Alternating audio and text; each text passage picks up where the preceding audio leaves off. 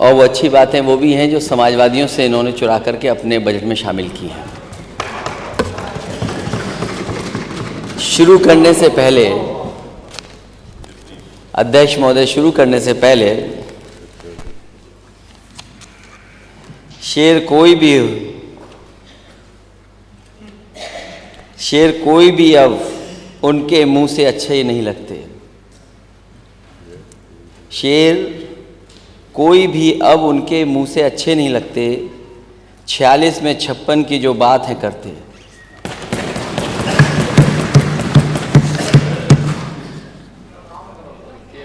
ये बजट जो पेश हुआ है, इतना बड़ा बजट, और हर बार ये कहा जाता है कि अब तक का सबसे बड़ा बजट,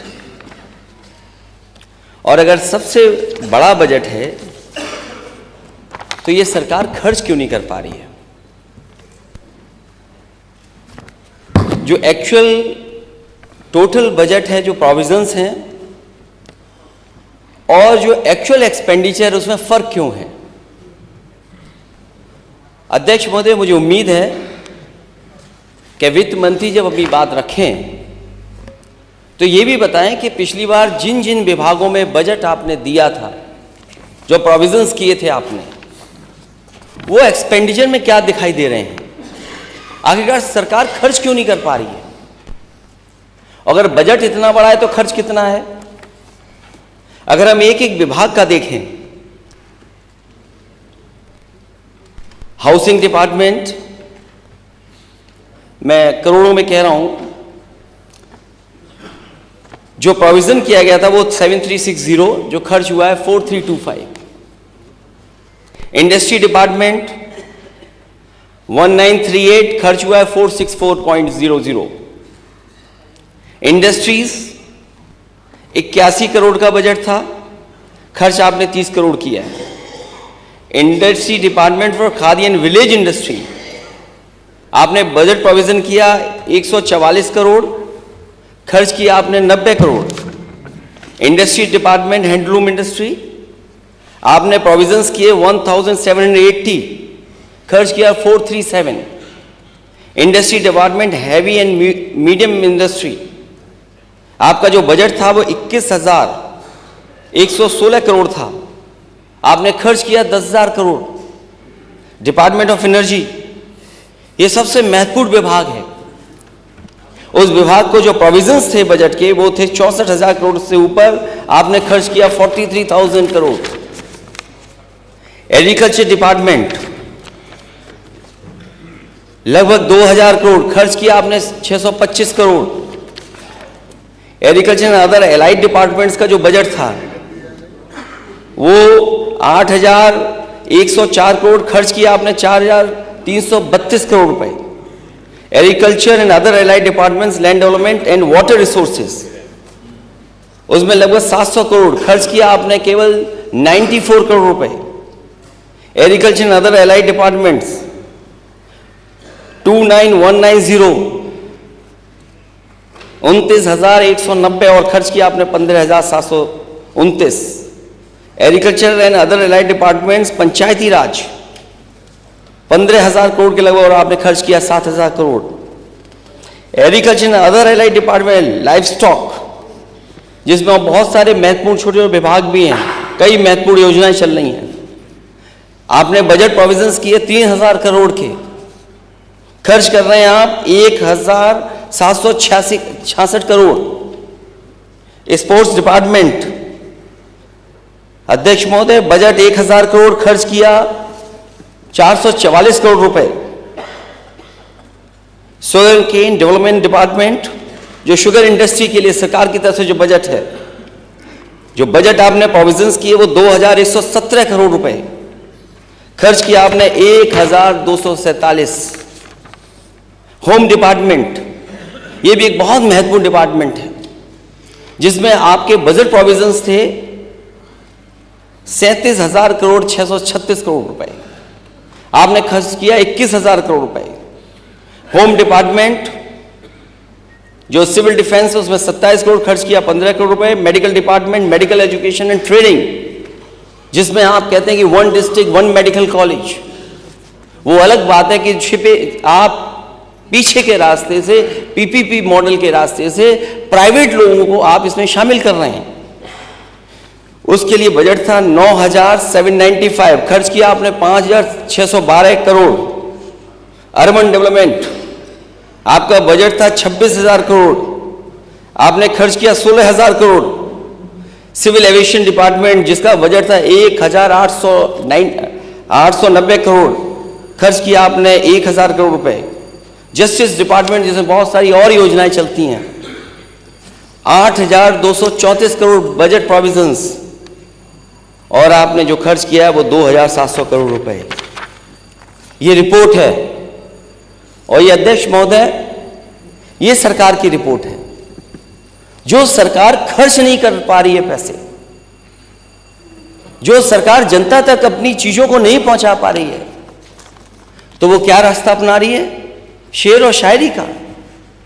क्या शेर और शायरी से जमीन तक बातें पहुंच जाएंगी?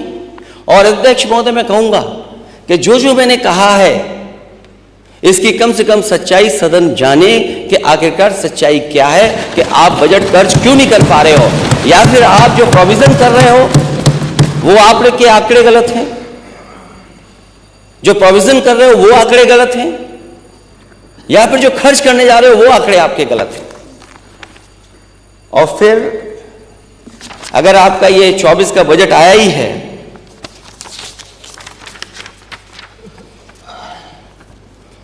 तो मैंने पहले भी कहा, फिर कहता हूं मैं, यूपी का बजट चाहे 7 करोड़ का हो या 8 लाख करोड़ का हो, सवाल यही रहेगा कि 90% जनता के लिए उसमें क्या है। दरअसल भारतीय जनता पार्टी की नीति आम जनता के लिए नहीं है, वो 10% संपन्न लोगों के लिए 90% बजट रखती है, और 90% जरूरतमंद जनता के लिए, केवल नापात्र के लिए 10% बजट रखती है।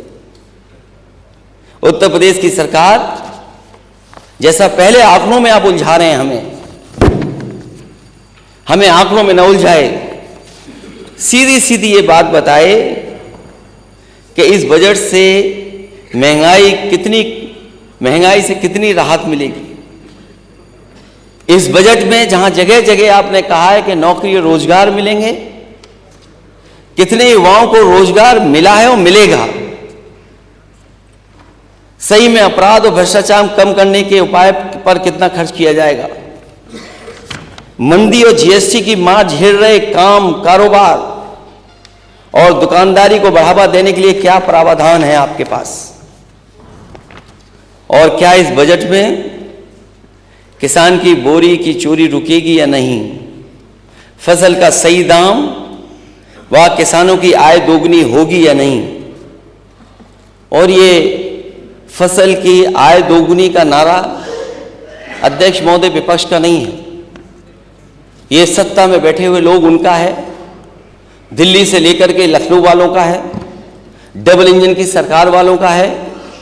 अगर 7 लाख और 8 लाख करोड़ का ये बजट है तो सरकार कम से कम ये स्पष्ट करे, क्योंकि इसके बाद हम लोग को चुनाव में भी जाना है, क्या किसानों की आय दोगुनी होगी या नहीं होगी। मजदूर श्रमिकों के मेहनत की सही कीमत इस बजट से मिलेगी या नहीं मिलेगी। कर्मचारियों को पुरानी पेंशन मिलेगी या नहीं मिलेगी।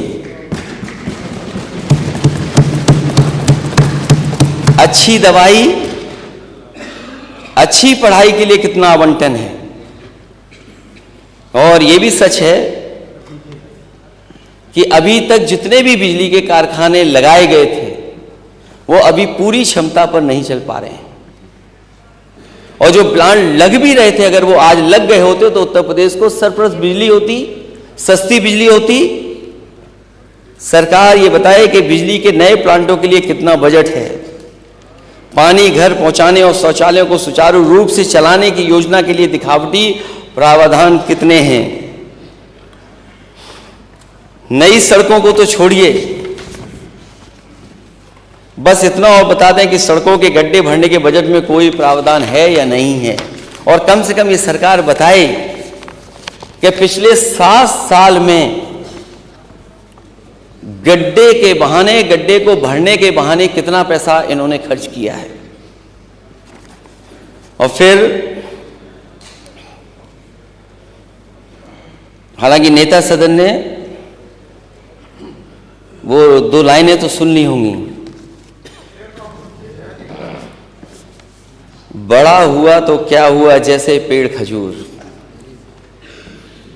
बड़ा हुआ तो क्या हुआ जैसे पेड़ खजूर, पंछी को छाया नहीं फल लागे अति दूर।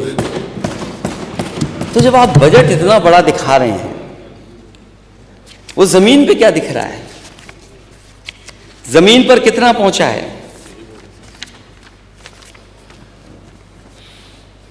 और झूठे दावों के दिखावटी प्रचार के लिए आपकी भाजपा सरकार ने कितना प्रावधान दिया है, कृपया इसकी मोटी फाइल जनता के सामने अलग से रखने का भी काम करें। क्योंकि आप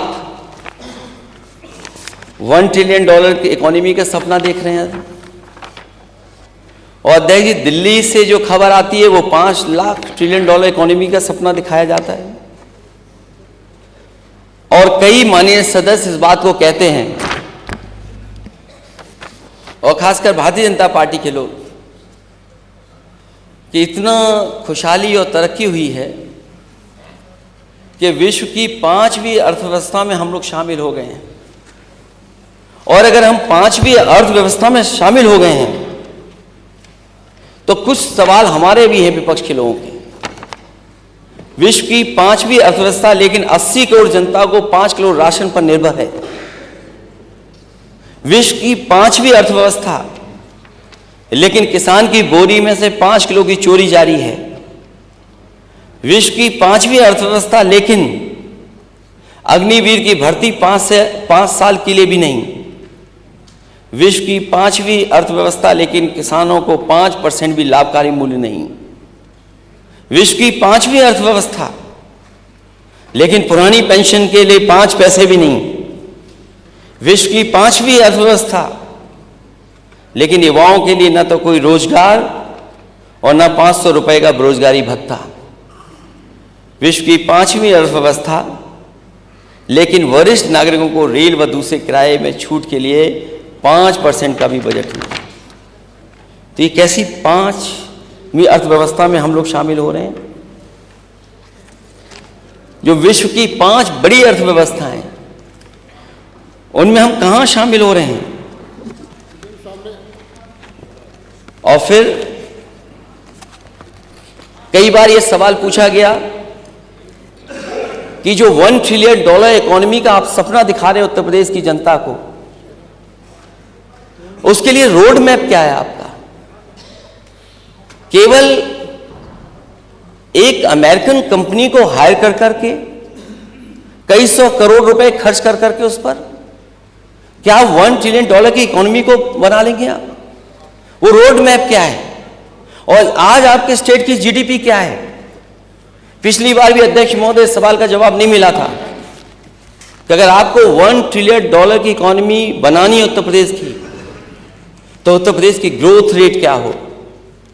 हम कोई इधर उधर का सवाल नहीं पूछ रहे सरकार से अध्यक्ष महोदय, सीधा सीधा सवाल ये पूछ रहे हैं कि अगर आपको $1 ट्रिलियन की इकोनॉमी तक पहुंचना है तो आप उसके लिए ग्रोथ रेट कितनी रखेंगे, और वो ग्रोथ रेट बनाने के लिए आपने क्या रोड मैप तैयार किया है? क्योंकि अध्यक्ष महोदय,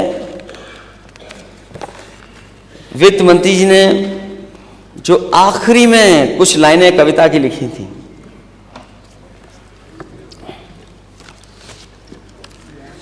जो आखिरी में कुछ कविताओं की लाइन लिखी थी, वो समाजवादियों की कविता थी। मुझे समझ में नहीं आता अध्यक्ष महोदय, इतने बड़े बजट में समाजवादियों की कविता कैसे आ गई? और अध्यक्ष महोदय, यह बात हमारे वित्त मंत्री ज़्यादा स्पष्ट कर देंगे, क्योंकि अपने शेयर तो वो कम रखते हैं, दूसरों के शेयर ज़्यादा पड़ते हैं।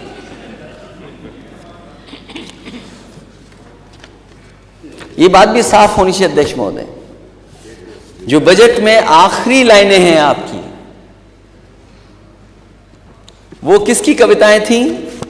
लाइनें किसकी हैं और किसके लिए कही गई थी? मुझे नहीं पता कि कौन किसके गांव का पता ढूंढ रहा था।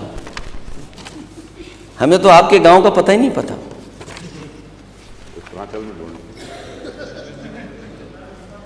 किसी के नाम से मशहूर होकर गांव चलता है, हमें तो आपके गांव का नाम ही नहीं पता।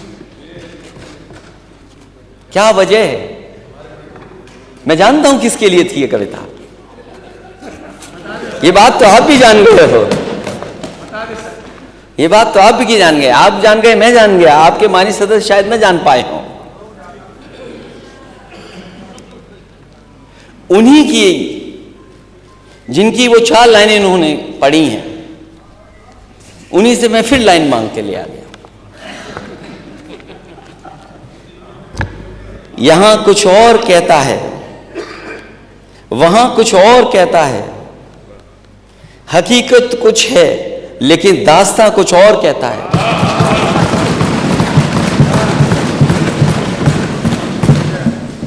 यहां कुछ और कहता है, वहां कुछ और कहता है, हकीकत कुछ है लेकिन दास्तां कुछ और कहता है।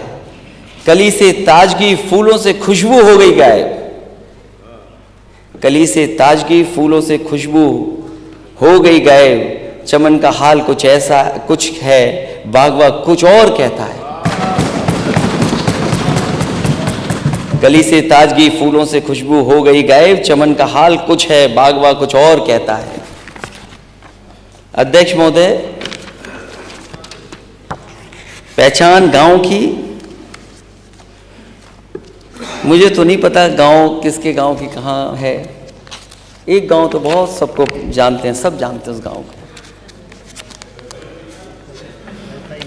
सब जानते हैं उस गांव को। देखिए आप, यही तो लाइन में लिखा था, यही तो लाइन में लिखा था, यही तो कविता पढ़ी थी। और मैं दोबारा पढ़ देता हूं। और इनके गांव कहां है ये बता दें खुद जब भाषण देता। तुम्हारी शख्सियत से ये सबक लेंगी नस्लें, वही मंजिल पर पहुंचा है जो अपने पांव चलता है।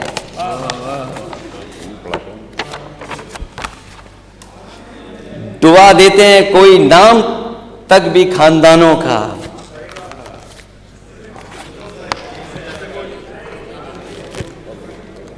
डुबा देता है कोई नाम तक भी खानदानों का, किसी के नाम से मशहूर होकर गांव चलता है। अरे अपना गांव तो बता दो, कौन सा है आपका गांव? अपना गांव तो बता दो।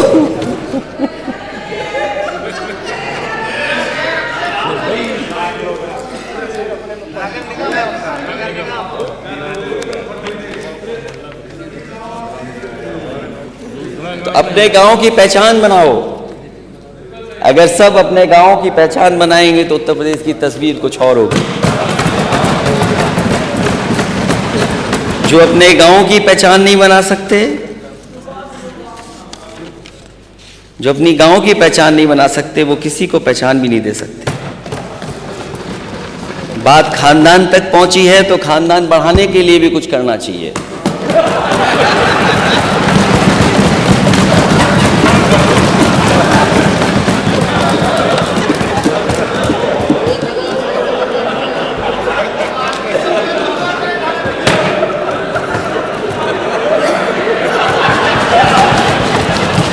अब तो बात पहुंच गई कहां पहुंचनी थी।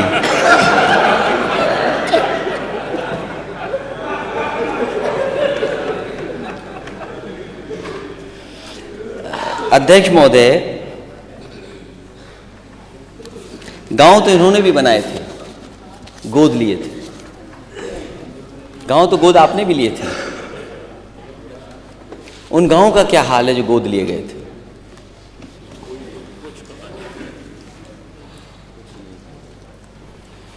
अब तो आपके वहाँ पाँव नहीं पड़ते जिन गाँव को आपने गोद लिया। क्या वजह है? क्या वजह है कि जिन गाँव को आपने गोद लिया था उन गाँव में आपके पाँव भी नहीं पड़ रहे? तो सोचो, अपने गोद लिए हुए गाँव का ये हाल है। हालांकि ये बात कही गई कि मैंने प्रभु राम का नाम नहीं लिया। जब प्रभु राम दिल में ही बसते हों तो फिर नाम लेने की जरूरत क्या है?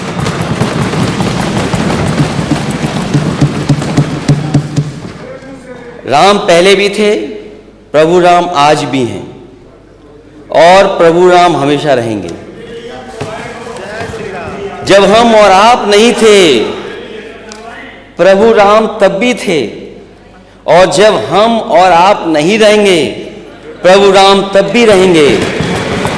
इसलिए कहना कि आप प्रभु राम को लाए हैं, ऐसा कहकर के आप भगवान श्री राम का अपमान तो कर ही रहे हैं, साथ ही साथ धर्म को भी अपमानित कर रहे हैं। याद रखिए, प्रभु राम अजर हैं, अमर हैं और सबके हैं। प्रभु राम के नाम पर राजनीति करना बंद कीजिए। हालांकि अध्यक्ष महोदय, इस बात को कोई डिनाई नहीं कर सकता है कि सबसे ज्यादा तैयारी के लिए सदन के नेता ने न जाने कितनी ट्रिप लगाई होंगी, अनगिनत ट्रिप लगाई, और हर चीज को देखा उन्होंने। सड़क कैसी बनेगी, सड़क के नीचे तार कैसे जाएंगे, सीवर कैसे जाएंगे नीचे, पेड़ कौन से लगेंगे, लाइट कौन सी लगेगी, सब तैयारी में जुटे रहे।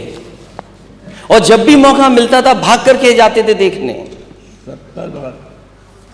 वो गिनती तो मुझे नहीं पता अध्यक्ष महोदय, 70 बार। वो गिनती तो मुझे नहीं पता अध्यक्ष महोदय, लेकिन कुछ गिनती तो होगी। 70 हो, 75 हो, 80 हो, 100 हो, जो भी हो, गिनती तो होगी। लेकिन खुशी की बात है कि स्वाभाविक है, किसी आयोजन में अगर कोई अपनी जिम्मेदारी निभाए तो हमें उसके लिए उसको धन्यवाद देना चाहिए कि जिम्मेदारी निभा रहे हैं वो। जो लोग ताली बजा रहे हैं, हर लाइन पे ताली बजाना, और कोई चीज ऐसी नहीं है जो उन्होंने न छोड़ी हो, हर कोशिश की। और वो कोशिश मुझे, जब मैंने गवर्नेंस स्पीच पढ़ी तो गवर्नेंस स्पीच में मुझे देखने को मिला कि इस सरकार ने 31,000 करोड़ से ज्यादा पैसा खर्च किया अभी तक अयोध्या को सजाने के लिए। लेकिन जब पहली बार यात्रा हुई वहां पर दिल्ली वालों की, तो जिन्होंने इतनी तैयारी की थी वो किस नंबर की गाड़ी में बैठे थे? ये बातें मैं इसलिए नहीं बोलना चाहता हूं। मैं जानता हूं कि एक बार मैंने समाजवादी पूर्वांचल एक्सप्रेसवे का वीडियो ट्वीट कर दिया था, और वीडियो ट्वीट का असर यह हुआ कि नेता सदन के साथ दिल्ली वालों ने शूटिंग की थी, फोटो कौन सी अच्छी आएगी। वो मेरे से बेहतर नेता सदन जानते होंगे। तो ये बात मैं नहीं उठाना चाहता था, लेकिन क्या करूं, ताली बजवानी है। हजूरे आला आज तक खामोश बैठे इसी गम में, हजूरे आला आज तक खामोश बैठे इसी गम में, महफिल लूट ले गया कोई जबकि सजाई हमने।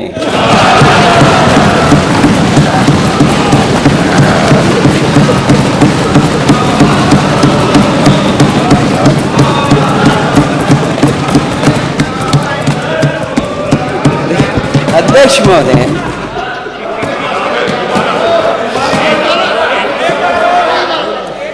हजूरे आला आज तक खामोश बैठे इसी गम में, महफिल लूट ले गया कोई जबकि सजाई हमने।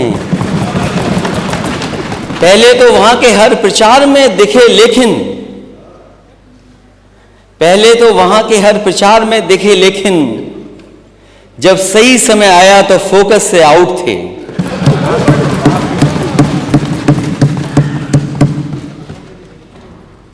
और फोकस से इसलिए आउट थे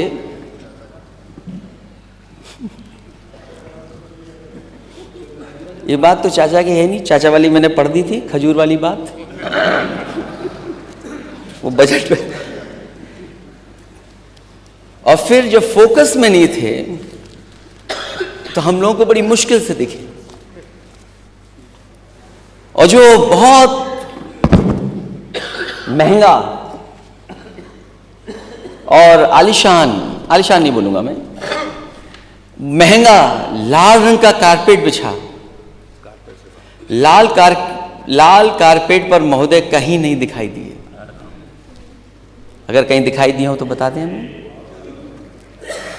और वो भी लाल कारपेट पे मार्क्ड था कि अध्यक्ष महोदय कहां मुड़ना है, और ये निर्देश थे कि लाल कारपेट पे कोई नहीं रहेगा।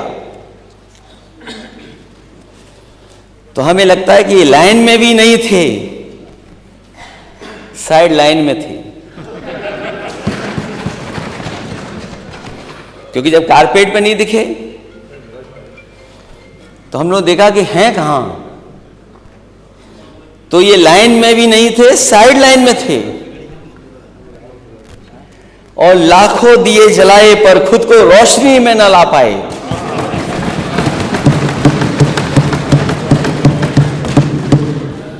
लाखों दिए जलाए पर खुद को रोशनी में न ला पाए, इसे कहते हैं सच में चिराग तले अंधेरा होना।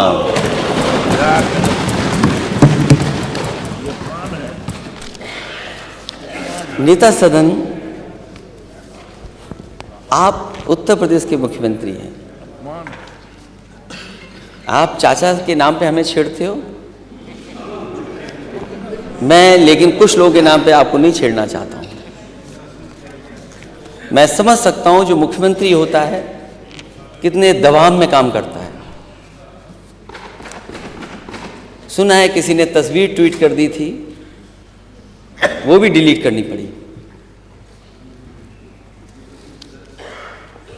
जहां तक हमारे वित्त मंत्री जी ने जो सारे जहां से अच्छा की 2 लाइनें पढ़ी, पता नहीं अपने मतलब की चीज निकाल लेते हैं वहां से, न ऊपर की लाइन पढ़ते न नीचे की लाइन पढ़ते हैं। ये तो जमाना गूगल का है, जमाना इंटरनेट का है, जमाना छिपाने का नहीं है। हमारे बजट में जो उत्तर प्रदेश का बजट पेश हुआ, मुझे नहीं पता कि किस संदर्भ में उन्होंने 2 लाइनें लिखी, लेकिन मुझे खुशी इस बात की कि अल्लामा इकबाल जिन्होंने सारे जहां से अच्छा लिखा, उसकी लाइन आपके बजट में आ गई। तो आप बहुत सेकुलर हैं।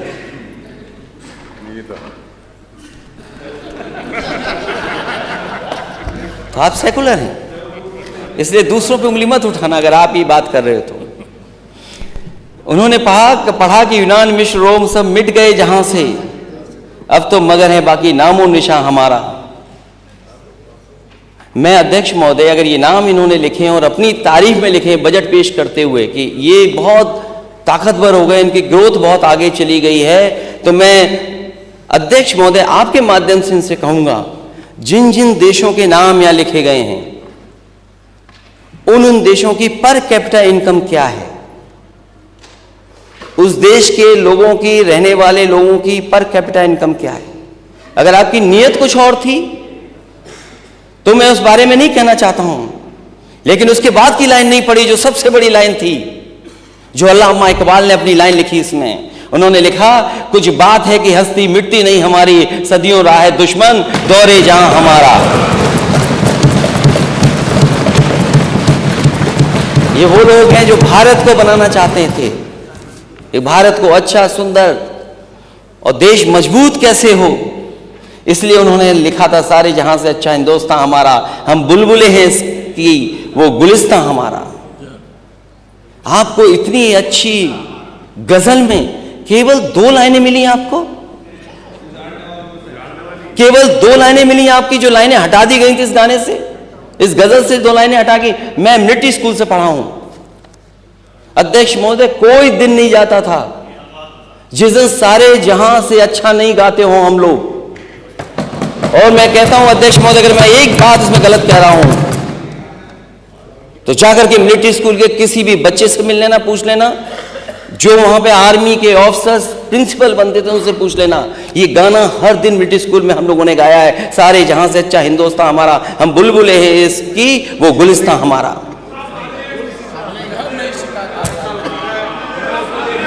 गुरबत में हो अगर हम, रहता दिल वतन में, समझो वही हम भी, दिलो जहां हमारा।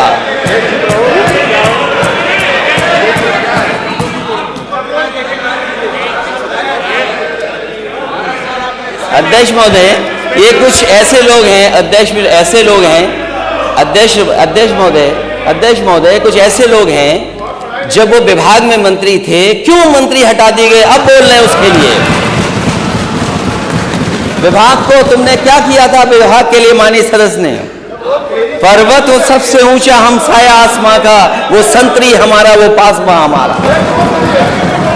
गोदी में खेलती हैं जिसकी हजारों नदियां, गुलशन है जिसके दम से रश के जिन हमारा।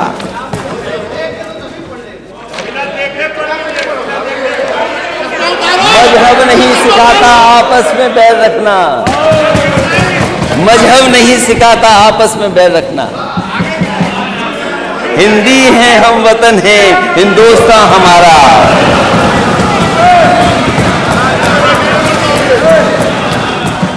अगर तुम मुख्यमंत्री से 3x660 super critical thermal plant कहलवा दो, हम भी पढ़ देंगे तुम्हारे इसी तरह। इसलिए उतना ही बोलना अध्यक्ष महोदय ठीक है जितना बोलना चाहिए।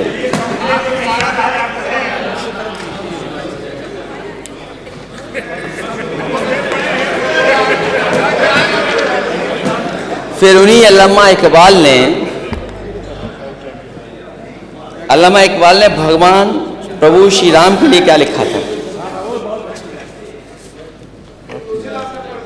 अगर यही बात उन्हें पढ़नी थी तो ये बात भी तो पढ़ सकते थे। और मुझे उम्मीद है अगली बार बजट में जब आप लाएं अल्लामा इकबाल की लाइनें, तो ये जरूर 2 लाइनें लाना। है राम के वजूद पे हिंदुस्तान को नाज, अहले नजर समझते हैं इसको इमाम हिंद। ये लाइनें जरूर डालिएगा अगली बार।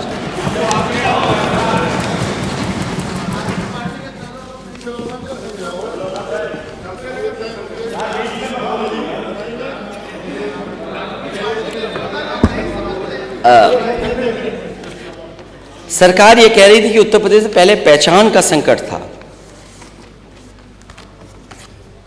पता नहीं क्यों इस बात को कहा जाता कि पहचान का संकट था उत्तर प्रदेश को। पहचान का संकट कैसे हो सकता उत्तर प्रदेश को?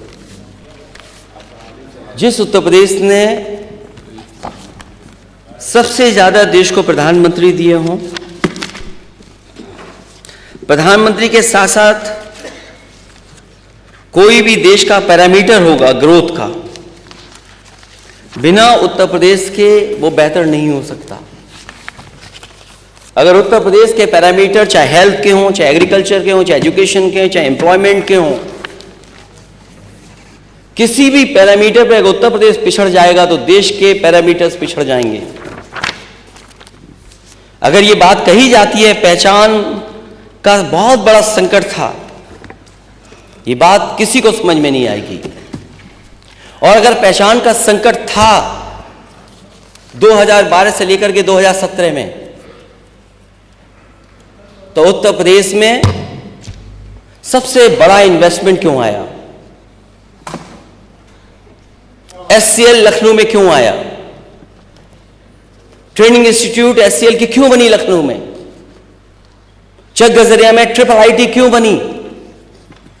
और एचसीएल वो जगह है, जब पहली बार मैं उसका उद्घाटन करने गया था तो उस समय जो बच्चे और बच्चों के जो माँ बाप थे, कई माँ बाप ने मुझे बधाई दी और धन्यवाद दिया मुझे और कहा कि मैं सरकार का और आपका धन्यवाद इसलिए देती हूं कि जिसके कारण हमारे बच्चे जो हैदराबाद या चेन्नई में पढ़ते थे, नौकरी करते थे, वो आज हमारे घर के पास हमारे बीच रह करके पढ़ रहे हैं और नौकरी कर रहे हैं। अध्यक्ष महोदय, जो भी मुझे उसमें करना था, सरकार की तरफ से जो भी सुविधाएं देनी थी, उस समय के अधिकारियों ने मिलकर के रास्ता निकाला और वो सुविधाएं दी। उसका परिणाम ये है।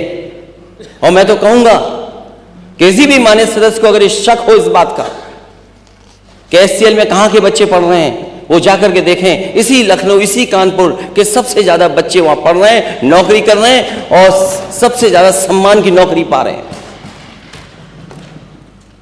हो सकता है 6000 से ज्यादा व्हाइट कॉलर जॉब कर रहे हैं वहां पर। डबल इंजन की सरकार ने क्या दिया उसके मुकाबले? मुझे एक प्रोजेक्ट आप बता दीजिए लखनऊ में, या पूरे उत्तर प्रदेश में बता दें आप। सैमसंग फाइल उठा करके देख लीजिए किस सरकार की देन है। जो उसको सरकार की तरफ से इंसेंटिव मिलना था,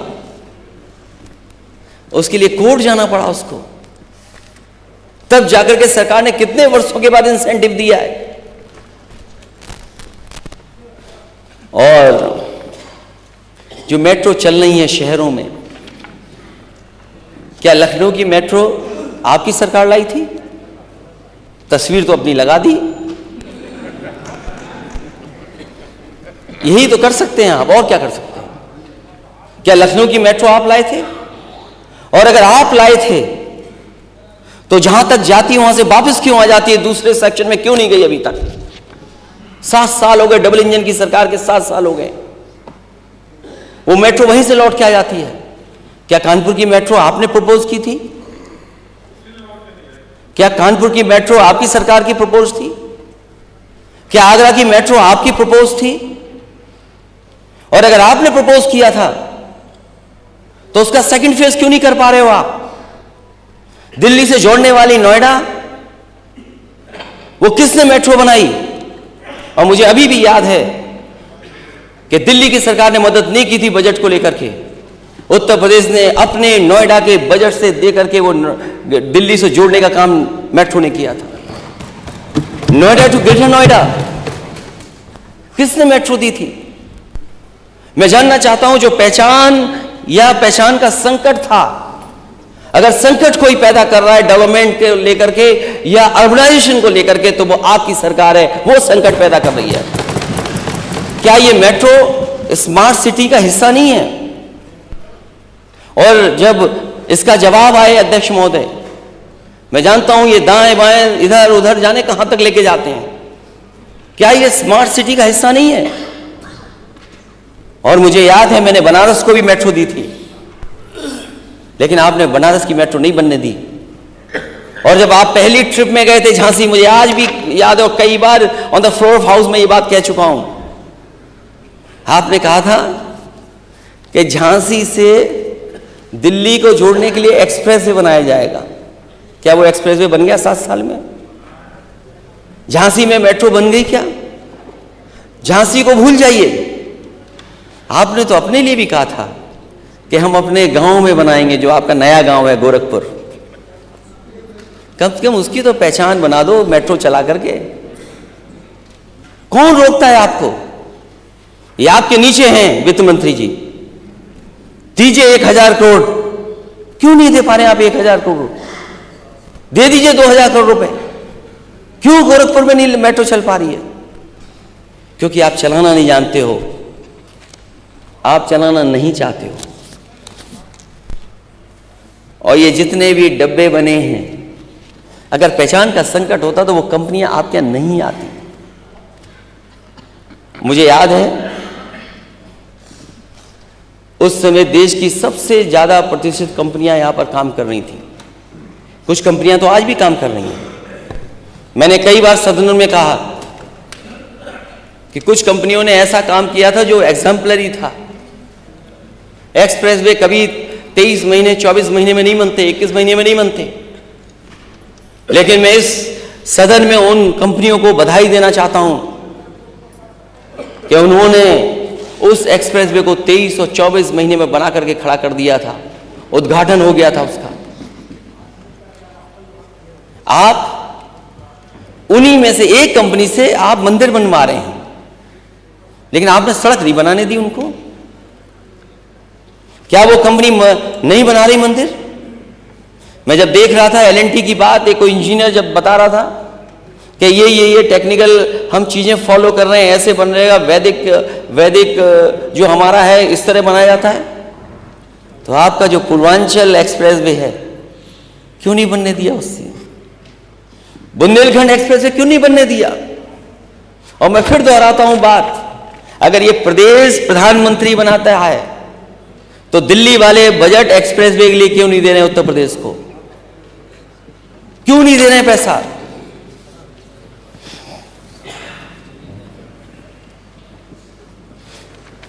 अमूल को लेकर के समाजवादी सरकार में यहां पे इन्वेस्टमेंट हुआ था और उसी समय अमूल से ये बात तय हो गई थी कि लखनऊ, कानपुर और वाराणसी में 3 प्लांट आप लगाएंगे और मिल्क प्रोक्योर करेंगे। यहां पर 2 प्लांट लग करके तैयार हो गए थे, तीसरा बाद में लगा। अगर पहचान का संकट था तो 3 समाजवादियों ने अमूल प्लांट लगाए, तो आप 6 लगा देते। आप 6 क्यों नहीं लगा पा रहे हो? जो दूसरों के लिए कह रहे हैं कि उन पर पहचान का संकट है, आप पे पहचान का संकट है, आप इन्वेस्टमेंट नहीं ला पा रहे हो। और फिर इसी शहर में दिल्ली जैसा स्कूल हमने बनाया था, संस्कृति स्कूल। जो लोग जागरूक लोग होंगे, अध्यक्ष महोदय, वो जानते होंगे दिल्ली में संस्कृति स्कूल में एडमिशन नहीं मिल सकता आसानी से। वहां एडमिशन पाने के लिए न जाने क्या क्या करना पड़ता है। उस समय अधिकारियों ने कहा कि यहां भी हम लोग बनाना चाहते हैं लखनऊ में, आप बजट दीजिए। हम लोगों ने बजट दिया और इसी लखनऊ में स्टेडियम के बगल में छक गजरिया में संस्कृति स्कूल बना। कुछ दिन चला भी, लेकिन जो ये बड़ा बजट बताते हैं, जाने कितना बड़ा बजट है आपका, क्या संस्कृति स्कूल चल रहा है लखनऊ में? सैनिक स्कूल 3 लेकर के आई समाजवादी सरकार। आप केवल गोरखपुर में ले गए एक सैनिक स्कूल, उत्तर प्रदेश में और किसी मान्य सदस्य के क्षेत्र में क्यों नहीं है सैनिक स्कूल?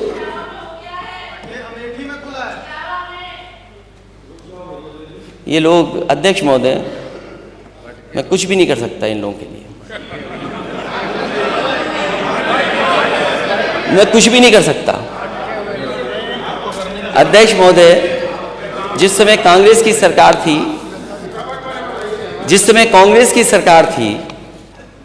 उस समय वहाँ के जो शिक्षा मंत्री थे, उन्होंने मुझे फ़ोन किया और कहा कि वो एक अमेठी में सैनिक स्कूल बनाना चाहते हैं। उसके लिए सरकार अगर ज़मीन उपलब्ध करा देगी और बजट उपलब्ध करा देगी तो सैनिक स्कूल वहाँ पर बन जाएगा।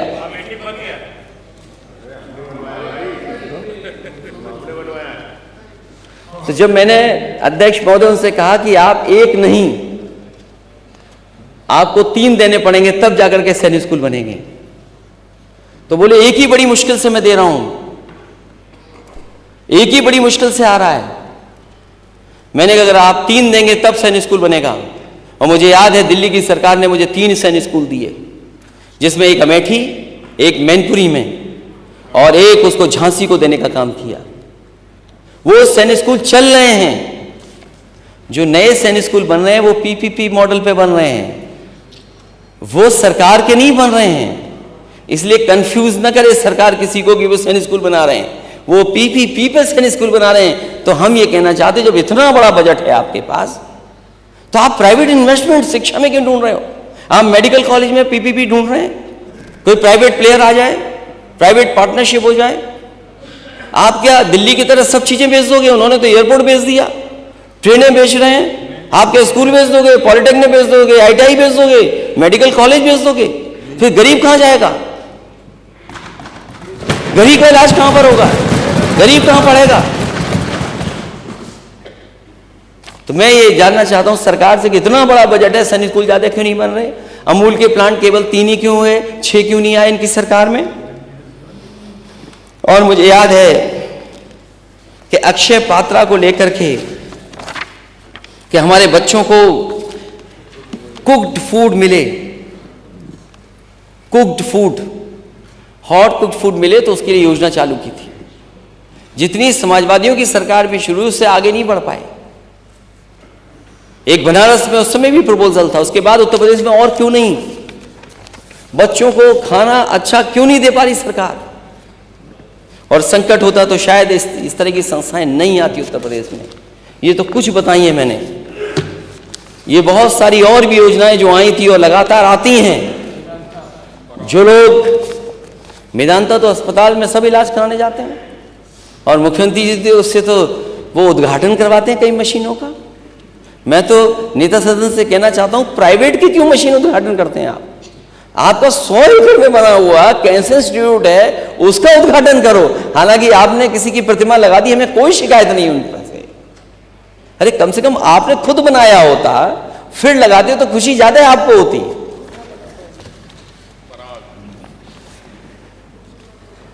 तो ये संकट की बात जो कह रहे हैं, संकट होता तो डायल 100 बन जाती क्या? आपने डायल 100 खराब कर दी। वो कंपनियां क्या यूपी में आती? क्या यूपी में आ जाती वो कंपनियां? और फिर मुझे खुशी इस बात की कि बड़े पैमाने पर हम लोगों ने लैपटॉप डिस्ट्रीब्यूशन किया था। वो लैपटॉप डिस्ट्रीब्यूशन आपकी सरकार में क्यों नहीं हो पा रहा है? लैपटॉप का हुआ, लैपटॉप नहीं दिया है। अध्यक्ष महोदय, कम से कम सरकार को अपने घोषणा पत्र पढ़ने चाहिए, 14, 17, 19, 22 के, और फिर ये याद करना चाहिए कि रघुकुल रीत सदा चली आई, प्राण जाए पर बचन न जाए। भाई आप घोषणा पत्र में क्या लिख रहे हो और जारी क्या कर रहे हो? आप घोषणा पत्र में क्या क्या लिखा आपने? अगर लैपटॉप बांटे हो तो बता देना आप।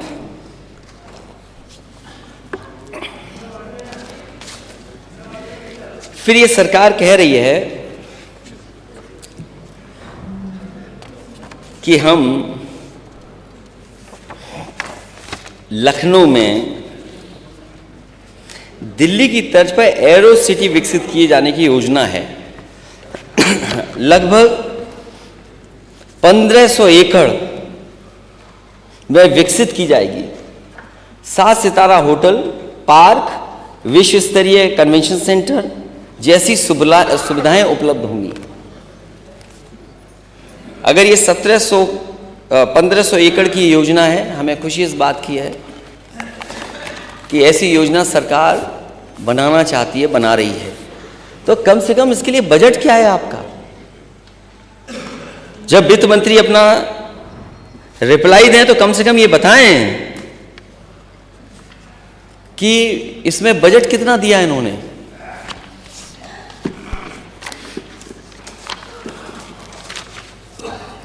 एक बात तो बहुत होती है कि सरकार नौकरी बहुत दे रही है, और सरकार से मैंने हर बार कहा और सदन में कहा कि सरकार जो आंकड़े पेश करती है वो सच नहीं है आंकड़े।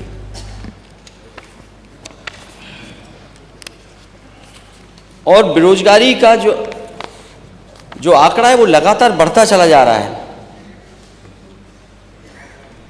और इतने बड़े पैमाने पे बेरोजगारी है कि अगर हम उसको देखें तो 90% से ज्यादा नौजवान आज घर बैठा है, उसके हाथ में नौकरी और रोजगार नहीं है। तो सरकार क्या कर रही है?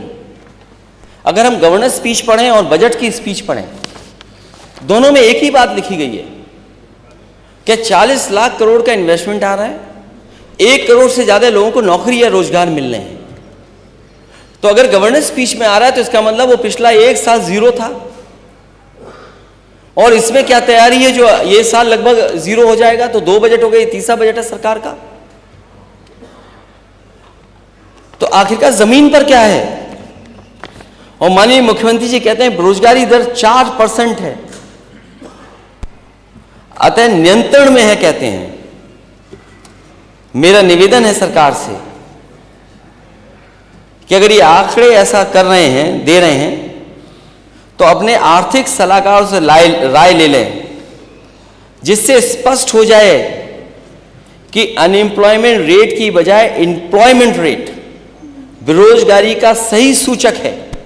कम से कम इस सरकार ये बताए कि बेरोजगारी का सही सूचक क्या है, अनएम्प्लॉयमेंट रेट या एम्प्लॉयमेंट रेट।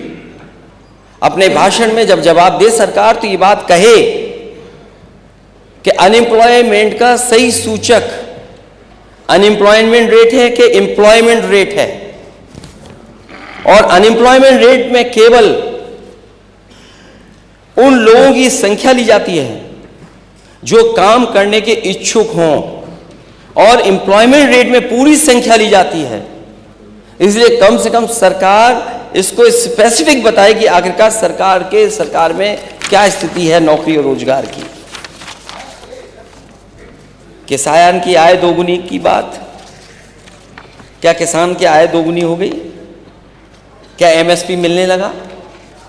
आपने बजट में भी और गवर्नर स्पीच में भी इन बातों को डाला है कि हम किसान की लाभकारी मूल्य दे रहे हैं। क्या सरकार एमएसपी देगी? क्या डबल इंजन सरकार एमएसपी किसानों को उपलब्ध कराएगी? और वो इंफ्रास्ट्रक्चर कहाँ है जहां आप एमएसपी उपलब्ध करा सकें? अगर आपको किसानों को एमएसपी दिलानी तो उसके लिए इंफ्रास्ट्रक्चर क्या है? आपने इंफ्रास्ट्रक्चर क्या तैयार किया है? जो मंडी चल रही थी वो बंद कर दी, और कई मंडियों को जो बनाया जा रहा था बड़े पैमाने पर, उन मंडियों के लिए बजट क्या है? आखिरकार आपकी किसानों से दुश्मनी क्या है? आप मंडियां क्यों नहीं देना चाहते? और जो सुविधाएं किसानों को मिलनी चाहिए वो सुविधाएं क्यों नहीं दे रहे हैं? और एग्रीकल्चर रेट क्या है? क्या हमारी एग्रीकल्चर रेट डाउन नहीं जा रही है? और शिक्षा का स्तर, में क्या बात करूं शिक्षा के स्तर पर। यूनिवर्सिटियां बन रही हैं, यूनिवर्सिटी के वीसीज अपॉइंट हो रहे हैं।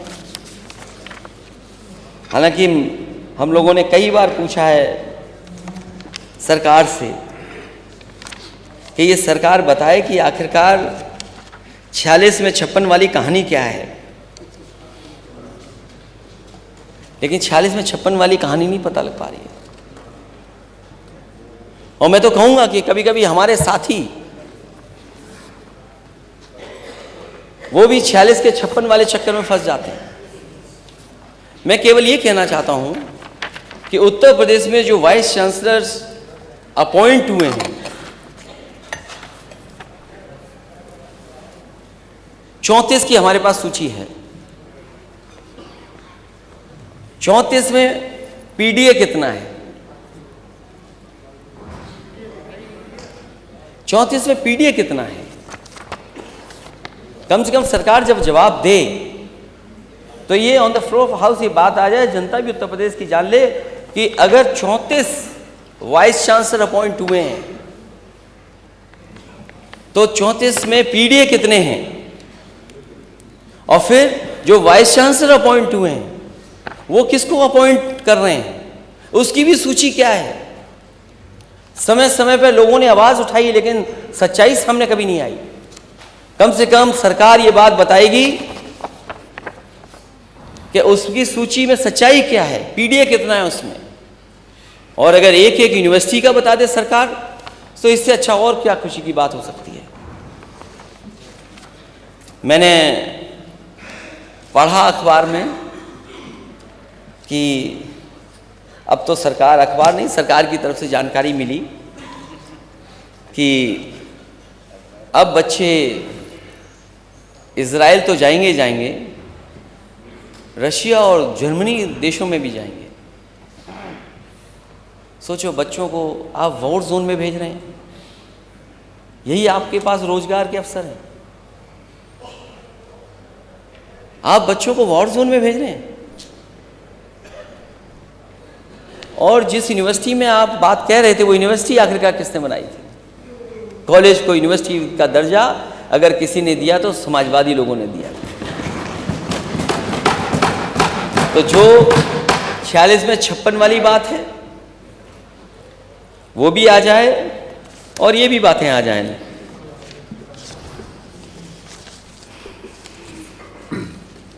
बिजली विभाग बहुत महत्वपूर्ण है कि मैं बहुत सारे विभाग को स्किप कर रहा हूं। मैं सीधा बिजली विभाग पे आता हूं। मैंने पहले भी पूछा, फिर मैं जानना चाहता हूं सरकार से, ये सदन जानना चाहता कि आखिरकार बिजली के कारखानों के लिए आपने बजट का इंतजाम कितना किया है, और जो बजट दिया है देरी किस बात की है, और दिल्ली से कौन सा नया प्लांट मिल गया है आपको? एटा का जवाहरपुर परियोजना अभी तक चालू क्यों नहीं हुई? समाजवादियों ने हरदुआगंज में सरकार में उसका शुरुआत कर दी थी। ललितपुर की परियोजना को आगे बढ़ाया, निवली लिग्नाइट की परियोजना आगे बढ़ाई, इलाहाबाद में आगे परियोजना बढ़ाई, और भी जो भी बिजली बन सकती थी, बिजली के कारखाने बनाए जा सकते थे, दिल्ली के सहयोग से और उत्तर प्रदेश की अपने संसाधनों से, उन सब को आगे बढ़ाया। आखिरकार ये सरकार क्या कर रही 7 साल से? और 7 साल में नया प्लांट कौन सा आप लेकर के आए दिल्ली से? अध्यक्ष महोदय, ये सरकार बताए कि बिजली का नया प्लांट कौन सा आप लेकर के आए हैं दिल्ली से। अगर एक भी नया पावर प्लांट लाए हो तो बता दें। और जो बढ़ी है कैपेसिटी, वो समाजवादियों की सरकार की बढ़ी हुई है। एक्सप्रेस के बारे में बोल ही चुका हूं। 7 वर्षों से गड्ढा मुक्त सड़कों की बात कर रही है सरकार, और सरकारी आंकड़ों के अनुसार उत्तर प्रदेश ऐसा प्रदेश है जिसमें सबसे अधिक व्यक्तियों की मृत्यु गड्ढे के कारण हुई है। 2022 में हुई हैं। उत्तर प्रदेश में प्रयागराज और कानपुर में ही हुई। उत्तर प्रदेश में कुल लगभग 2000 रोड एक्सीडेंट हो चुके हैं, जिसमें 1000 से ज्यादा लोगों की मृत्यु हो चुकी है। तो आखिरकार ये गड्ढे कब भरे जाएंगे? और अगर गड्ढे भरे जाएंगे तो लोगों की जान भी बच जाएगी। न्यूट्रिशन मिशन चल रहा था सरकार का। न्यूट्रिशन मिशन को इस सरकार ने बिल्कुल बंद दिशा कर दिया है। और अगर सरकार $1 ट्रिलियन की इकोनॉमी का सपना देख रही है, अगर IMR और MMR जो पैरामीटर्स हैं वो बेहतर नहीं होंगे, तो हमारे आने वाली पीढ़ी का कैसा भविष्य होगा? जब आप $1 ट्रिलियन की इकोनॉमी का सपना देख रहे हैं, तो कम से कम हमारे बच्चों का स्वास्थ्य भी बेहतर हो। मैं उन बातों में नहीं जाना चाहता हूं कि कितने मानक पर कितने बेड हैं इनके पास, एवरेज बेड कितने अवेलेबल हैं हॉस्पिटल में। हॉस्पिटल की दुर्दशा किसी से छिपी नहीं है, और इतना बजट देने के बाद भी खबरें कंट्रोल नहीं हो पा रही हैं। चाहे वो जिला अस्पताल हो, चाहे मेडिकल कॉलेज हो, गरीबों को इंतजार करना पड़ रहा है, तब जाकर के दवाई और इलाज हो पा रहा है। जो सरकार ये दावा करती है कि हम इतने नंबर्स दे चुके हैं बीमार लोगों को, इतना बजट दे चुके हैं, मैं अध्यक्ष महोदय आपके माध्यम से सरकार से कहूंगा, चाहे कम दें लेकिन गरीब के इलाज के लिए पूरा पैसा दें। ये नहीं कि आधा अधूरा पैसा दे दिया आपने। थैंक यू सर, धन्यवाद। और आधा अधूरे से इलाज नहीं होने पा रहा है। 2-3 बातें अध्यक्ष महोदय और, कि मैं बहुत देर से आपको देख रहा हूं, लॉ एंड ऑर्डर तो जीरो टॉलरेंस जीरो हो गया है। जीरो टॉलरेंस ही जीरो हो गया। हर दिन हत्या और तमाम घटनाएं आ रही हैं। इनके ही क्षेत्र का बताइए, पासी बिरादरी का आदमी मार दिया गया, 5 तारीख को मार दिया गया। ऐसे घटनाओं का अगर आंकड़ा दे सरकार को, तो आंकड़ा ये बताता है कि जीरो टॉलरेंस की पॉलिसी जीरो हो गई इनकी।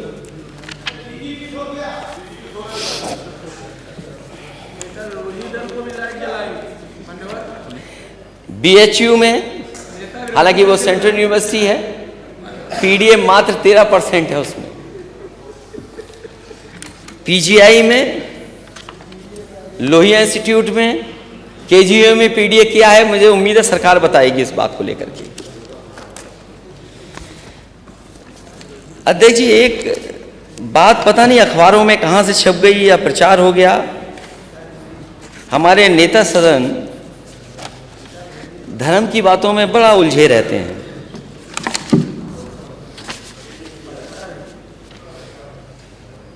कभी किसी ने कहा है कि धर्म अमीरों की शान और गरीबों की सिसकियां हैं। किसी ने यह भी कहा कि धर्म अफीम का गोला है। हमारे नेता सदन और एक कदम आगे चले गए। उन्होंने दिनकर जी की कुछ लाइनें पढ़ी। राष्ट्रीय कवि रामधारी सिंह दिनकर जी की, और पांडव और कौरवों की बात कर दी। अध्यक्ष महोदय, नेता सदन ये तो जानते होंगे, हम तो भगवान कृष्ण के वंशजों में ही आते हैं। और आप कहाँ खड़े हैं और आपका परिचय क्या है, वो तो आप बेहतर बता सकेंगे। जो सच्चाई है वो तो सच्चाई से नहीं कोई हट सकता। और मैंने हमेशा कहा और फिर कहता हूं कि भगवान विष्णु के सब अवतारों को मैं मानता हूं। मैं राम में भी कृष्ण देखता हूं, कृष्ण में भी राम देखता हूं। जो राम है हमारे लिए वही कृष्ण है, जो कृष्ण है वही राम है हमारे लिए। अगर आपके अलग हो तो बता दो। तो हम तो पांडव वाले पक्ष के लोग हैं।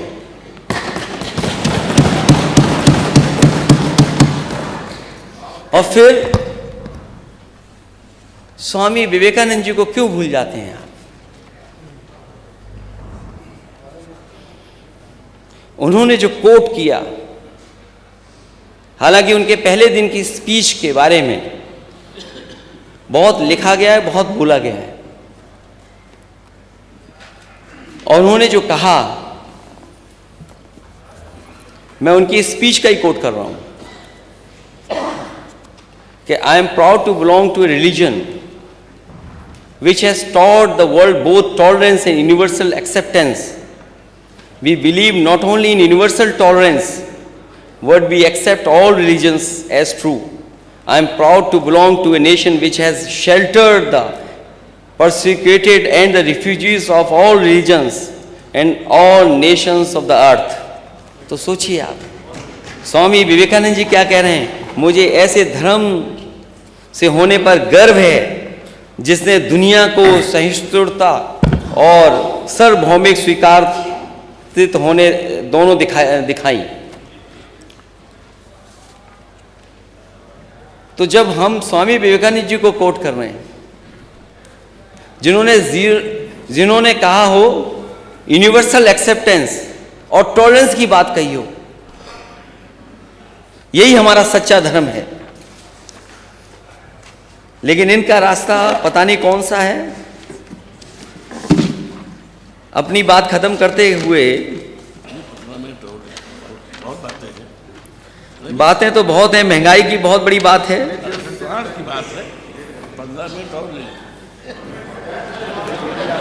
अब देखिए, इतने सीनियर और अयोध्या के वो हैं, अगर वो कह रहे हैं तो ये बात तो कहनी चाहिए कि चलो इस बहाने अयोध्या में जो काम किए वो भी बता दें थोड़े बहुत।